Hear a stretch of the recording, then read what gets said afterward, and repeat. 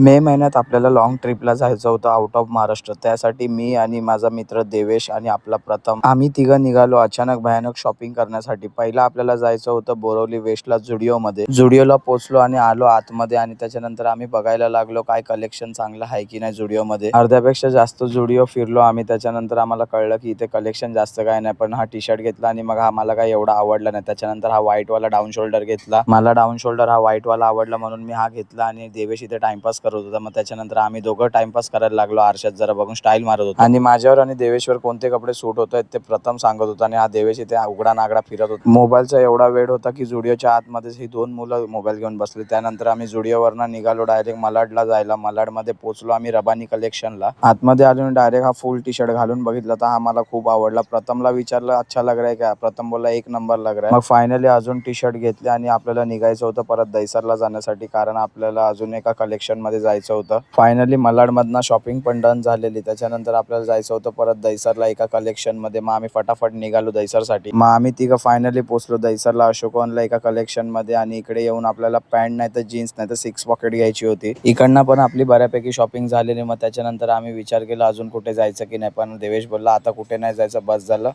प्रथमला पण आलेला कंटाळ. मग त्याच्यानंतर आम्ही फायनली इथून शॉपिंग करून निघालो आणि देवेश बाहेर येऊन पण इथे बघत होता अजून काय घ्यायचं होतं की नाही. फायनली आपली अचानक भयानक वाली शॉपिंग कंप्लीट झाली. आज देवेशला शॉपिंग करायची होती पण त्याच्या जागी मी शॉपिंग केली. 3000ची शॉपिंग आपली आज कंप्लीट झाली. आणि नेक्स्ट ट्रिप आपली आउट ऑफ महाराष्ट्र कुठे असेल कमेंटमध्ये नक्की सांगा.